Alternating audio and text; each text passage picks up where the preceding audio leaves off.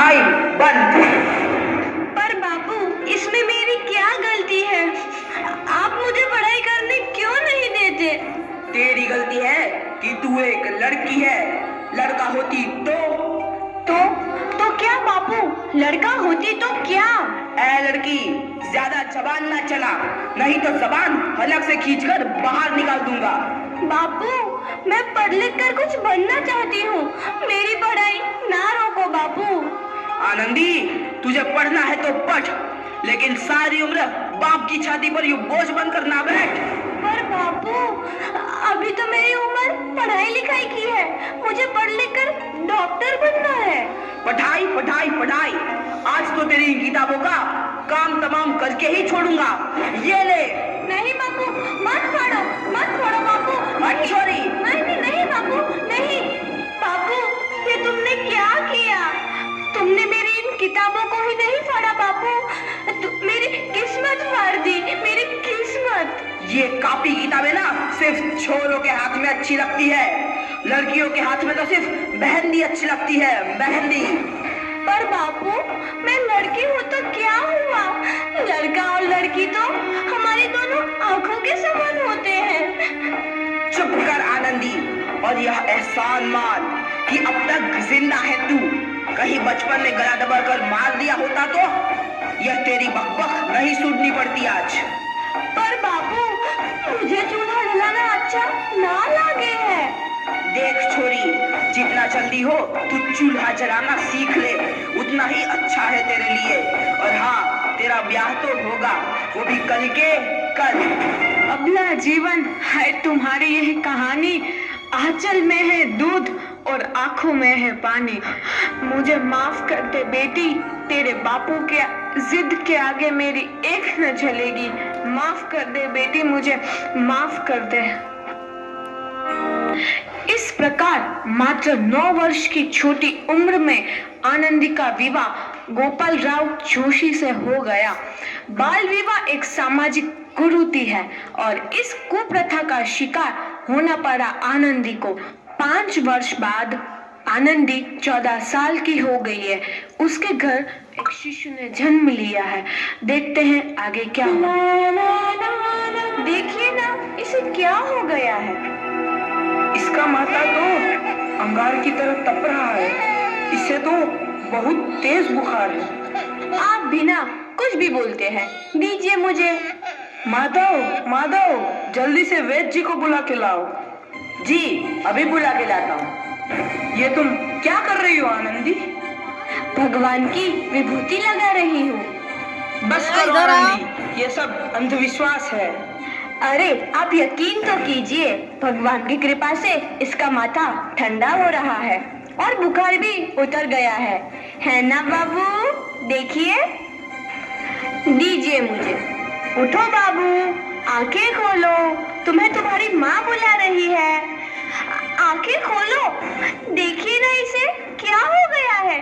आंखें भी नहीं खोल रहा। आंखें खोलो बेटा। आप चुप क्यों है? आंखें खोलो बेटा, आंखें खोलो। आनंदी, हमारा बेटा कभी आंखें नहीं खोलेगा। नहीं, ऐसा नहीं हो सकता। मेरे बेटे को मुझसे कोई नहीं छीन सकता, कोई नहीं छीन सकता। पागल मत बनो आनंदी। माधव, माधव। आनंदी, बंद करो ये पागलपन। भगवान ने मेरा बच्चा छीन लिया। भगवान ने नहीं, तुम्हारी अशिक्षा और अंधविश्वास ने तुम्हारा बच्चा छीना है। अगर तुम पढ़ी लिखी होती तो आज हमारा शिशु जीवित होता। तुम अनपढ़ थी आनंदी, अनपढ़। नहीं, अब मैं अनपढ़ नहीं रहूंगी। नहीं रहूंगी मैं अनपढ़। मैं पढ़ूंगी ताकि कल किसी और आनंदी को इलाज के अभाव में अपना बच्चा ना खोना पड़े। शाबाश आनंदी, और यही तुम्हारे अपराध के लिए प्रायश्चित भी है। हमसे बिखर तू है नदी। आनंदी, तुम्हारी 12वीं का परिणाम आ गया है। तुमने पूरे कॉलेज में प्रथम स्थान अर्जित किया है। दिल खुश जहां तेरी तो आनंदी, तुम्हारी मेहनत रंग लाई है। तुम्हें शिक्षा वृत्ति मिली है।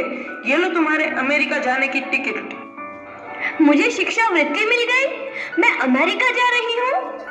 पर ये सब मैं अकेले कैसे कर पाऊंगी? हिंदी, अपने आप को इतना कमजोर क्यों समझ रही हो? फिर इतना पढ़ने लिखने का क्या फायदा? तुम अभी गवार की गवार नहीं हूँ मैं अब गवार।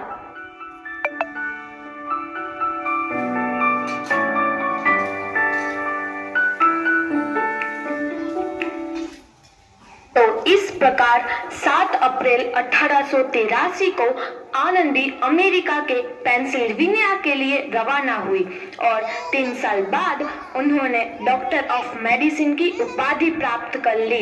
इधर आनंदी के पिता की तबीयत बहुत खराब है। आगे क्या होता है देखते हैं। लगता है अब मेरे जाने का समय आ चुका है। अब मैं नहीं बचूंगा। ऐसा मत बोलो।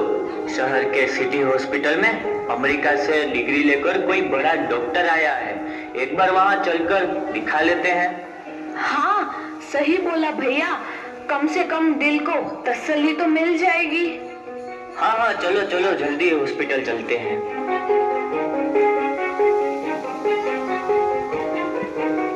इस मरीज की हालत तो बहुत ही खराब है। कोई चमत्कार ही इसे बचा सकता है। ऐसा मत बोलो भाई। डॉक्टर साहब कब तक आ जाएंगे?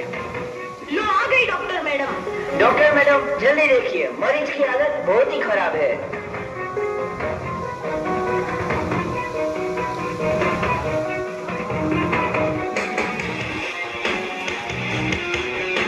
अब आप बिल्कुल ठीक हैं। मौत के मुंह से आपको बचाया है डॉक्टर मैडम ने। डॉक्टर साहब ने मुझे बचा लिया। मुझे मिलना है डॉक्टर साहब से। डॉक्टर साहब नहीं, डॉक्टर मैडम बोलो। डॉक्टर मैडम, उन्होंने ही तुम्हें जीवन दान दिया है। लो आ गई डॉक्टर मैडम, मिल लो उनसे। डॉक्टर मैडम, आपका बहुत बहुत धन्यवाद। आपने मेरी जान बचाई। इसके बदले में मैं गरीब भला आपको क्या दे सकता हूँ? वचन चाहिए मुझे कि कभी ये नहीं कहोगे कि लड़कियां कुछ नहीं कर सकती। वचन? ये कैसा वचन? अरे श्यामलाल, तुमने पहचाना नहीं? तुम्हारी बेटी आनंदी। आनंदी? मेरी बेटी आनंदी डॉक्टर? हाँ बापू, वही आनंदी जिसके लिए बचपन में तूने चूल्हा और दूल्हा के अलावा कुछ नहीं सोचा था। आनंदी, आनंदी मेरी बेटी, मुझे माफ कर दे। मैं तेरा गुनहगार हूँ बेटी। नहीं नहीं बापू, वही आनंदी जिसके हाथ पीले करके तुम उसकी सारी जिंदगी काला कर देना चाहते थे। माफ कर दे मुझे मेरी बच्ची, माफ कर दे। मैं तेरा अपराधी हूँ मेरी बच्ची, माफ कर दे। नहीं बापू, मैंने तो तेरा एहसान चुकाया है। याद है ना अपना एहसान जो बचपन में तुमने मुझ पर किया था?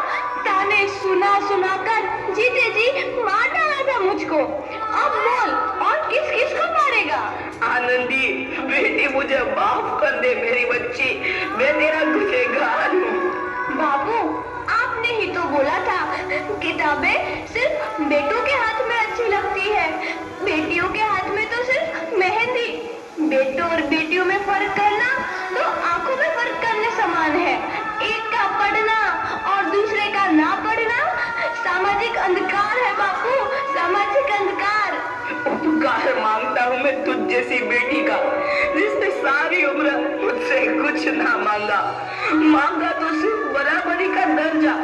वरना सच तो यह है कि मैं तेरी माफी के लायक भी ना हूँ। मुझ जैसा बाप तेरी बराबरी कर सके, उसके मैं लायक भी ना हूँ मेरी बेटी, लायक भी ना हूँ। अपने बापू को क्या माफ नहीं करोगी आनंदी? माफ कर दो आनंदी, माफ कर दो। सुबह का भूला यदि शाम को घर लौट आए तो उसे भूला नहीं कहते। बापू। तो इस प्रकार आनंदीबाई जोशी ने अपनी मेहनत और अटूट इरादे से न केवल भारत की पहली महिला डॉक्टर बनी, बल्कि आगे चल के उन लड़कियों के लिए सुनहरा रास्ता दिखा गई जो जीवन में कुछ करना चाहते थे।